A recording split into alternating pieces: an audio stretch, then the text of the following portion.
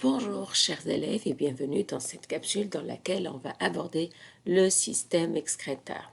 Le système excréteur est un système qui contient plusieurs petits systèmes et chaque système ou chaque petit système, il va assurer sa fonction principale et il va assurer en même temps l'évacuation des déchets de notre organisme. Dans le système excréteur, on va retrouver entre autres le système tegumentaire, c'est-à-dire la peau. On retrouve le système urinaire, le système digestif et le système respiratoire. Durant la journée, notre organisme va passer par plusieurs changements. Donc, on va courir, on va manger, on va suer lorsqu'il va faire chaud. Lorsqu'on est malade, notre température corporelle va augmenter. Donc, notre organisme doit assurer toujours un équilibre de tout. Donc, on doit être toujours en équilibre et on doit aussi se débarrasser des déchets et des toxines. Donc, le système excréteur a pour objectif de garder l'équilibre. Garder l'équilibre de quoi? Il a besoin de garder l'équilibre des concentrations de toutes les substances à l'intérieur de notre organisme, malgré les changements qui vont se produire. Maintenir l'équilibre de toutes les concentrations, de toutes les substances à l'intérieur, ça s'appelle l'homéostasie. Et pour avoir cette homéostasie, on a besoin de enlever l'excès de toutes les substances à l'intérieur de notre organisme et de les évacuer à l'extérieur. Et le moment où on se débarrasse de ces substances, ils se retrouvent à l'extérieur de notre organisme, ils vont porter le nom d'extrants. Parmi les extrants, on retrouve plusieurs molécules qui peuvent être soit à l'état solide, liquide ou gazeux. Parmi les principaux déchets, on va parler de la matière fécale qui résulte de la digestion, l'urine, le dioxyde de carbone et la chaleur ainsi que la transpiration. Commençons par la matière fécale. La matière fécale ou les matières fécales sont des substances non utilisées par notre organisme. Ils sont rejetés par l'anus lors de la défécation. Ils sont constitués principalement de résidus solides, mais une grande partie de l'eau aussi, de bactéries et de sels minéraux. La couleur normale des sels est brun.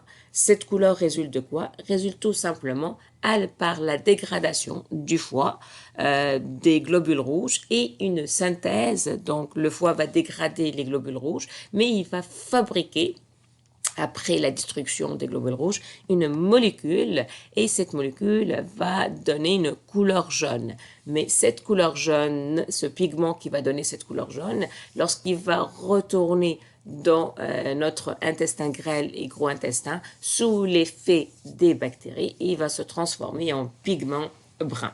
Toutefois, si le foie ne fonctionne pas très bien, qu'est-ce qui arrive? Il y aura une accumulation de ce pigment et ça va entraîner une couleur jaune, une coloration jaune de notre organisme. On va la regarder au niveau de la peau, mais ça va être clair au niveau des blancs des yeux. Un autre déchet, on parle du CO2. Le CO2 est un gaz qui résulte de la respiration cellulaire. Donc, chaque cellule, lors de sa respiration cellulaire, elle va évacuer du dioxyde de carbone qui va être transporté par les globules rouges jusqu'à nos poumons où il va être expiré lors de l'expiration. Toutefois, il y a un gaz qui présente un problème pour notre organisme.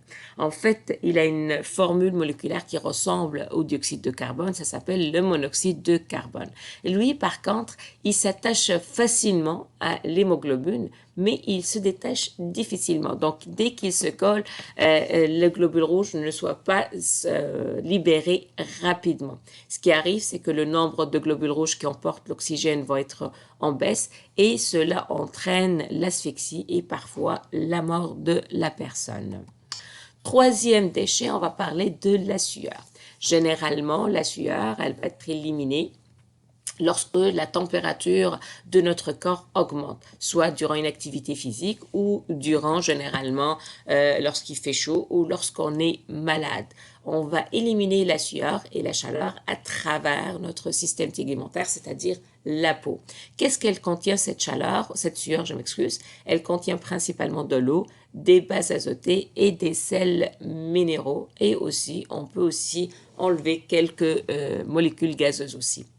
Lorsqu'on parle de chaleur, on utilise plusieurs termes. On va parler d'hyperthermie. Hyperthermie, ça veut dire quoi? Ça veut dire que la température est très intense. Et lorsque la température est très intense et il y a une grande humidité, cela empêche l'évacuation de la sueur. Et qu'est-ce qui arrive à ce moment? La température de notre corps continue à grimper et à certains moments, si ça dépasse les 42 degrés, il y a plusieurs cellules qui commencent à mourir et par conséquent, ça peut entraîner le décès de la personne. Donc, on parle d'hyperthermie lorsque la température augmente et on n'arrive pas à évacuer la sueur pour rafraîchir notre corps. On parle aussi de chair de poule. Chair de poule, en fait, c'est lorsque notre poil ou les poils de notre corps se redressent. Pourquoi ils se redressent? Ils se redressent parce qu'on a peur, parce qu'il fait froid, parce qu'on est excité, on est stressé. En fait, à côté de chaque poil, on retrouve un petit muscle et ce petit muscle, il va se contracter pour retirer le poil en arrière ou se redresser et il va créer des petites cavités dans la peau. Ces petites cavités, ils vont emmagasiner ou vont plus héberger des petites belles bulles d'air qui vont permettre d'isoler la peau. Troisième terme, l'hypothermie. L'hypothermie, en fait, en cas de sensation froide, qu'est-ce qui arrive? On doit éviter toute perte de chaleur. Pour faire ça, on va essayer de fermer les pores de la peau, c'est-à-dire surtout au niveau des poils et aussi au niveau. Ce qu'on va faire, c'est qu'on va contracter les vaisseaux sanguins et on va essayer de les enfoncer en profondeur. Quatrième déchet, on va parler de l'urine. L'urine est un déchet qui résulte de la filtration de notre sang par les reins et les liquides et elle contient principalement de l'eau, le surplus de l'eau qu'on n'a pas besoin, mais aussi des déchets azotés et d'autres choses. Et on va voir un peu plus tard la composition de l'urine. Parmi les maladies qui touchent le système urinaire, on va parler de calculs rénaux. Les calculs rénaux, ce sont ce qu'on appelle des pierres ou des petits cailloux au niveau du rein et ils ne sont pas exactement dans le rein, mais par contre, ils sont à la sortie du rein et au début des canaux rénaux. D'accord? Donc ici, au niveau de l'urtère. Donc, qu'est-ce qu'ils vont faire? Généralement, ces petits canaux vont bloquer la sortie de l'urine et l'évacuation de l'urine. Donc, l'urine se retrouve très concentrée au niveau du rein. Donc, la pression au niveau du rein augmente. Et cela, qu'est-ce que ça va entraîner? Ça va entraîner des douleurs très intenses chez la personne. Et la journée, le moment où il veut avoir une miction, il va avoir des douleurs très intenses, ainsi que la présence de parfois du sang dans l'urine. On parle aussi de la cystite. La cystite est tout simplement une infection bactérienne qui touche les canaux urinaires. Donc, on parle principalement soit de l'urètre ou des urtères, d'accord, ou parfois au niveau de la vessie. Donc, des symptômes, on va avoir des douleurs, des brûlures, des démangeations. Pour stopper cette infection, il suffit juste de prendre le bon antibiotique. Et généralement, le médecin va faire un dépistage pour savoir quel genre de bactérie, c'est-à-dire pas le nom exact, mais il souhaite savoir si c'est une bactérie à une paroi très épaisse ou une bactérie à paroi très mince pour donner un antibiotique qui va agir sur cette bactérie. Troisième maladie qu'on va parler, on va parler de néphrotose. La néphrotose, c'est quoi? En fait, parfois, la personne décide de perdre le poids, mais elle veut perdre le poids rapidement. Et les reins, pour qu'ils soient maintenus à une bonne position, il y a une couche de gras qui les maintient et qui les protège. Et lors d'une perte de poids très rapide, qu'est-ce qui arrive? Cette couche de gras va aussi disparaître. Et qu'est-ce qui arrive? Le rein va descendre. Et à ce moment, lorsque le rein descend, le calice, on va voir, il va pas être vis-à-vis du urtère. À l'urtère ici. Ce qui arrive, c'est qu'on n'arrive plus à évacuer correctement notre urine et on va avoir, parmi les symptômes, on va avoir des nausées, des vomissements, on va avoir des petites quantités d'urine et des fréquences cardiaques anormales. Et c'est une maladie irréversible. Et avec ça, on a terminé l'introduction sur le système excréteur. La prochaine capsule, ça va être plus sur le système urinaire.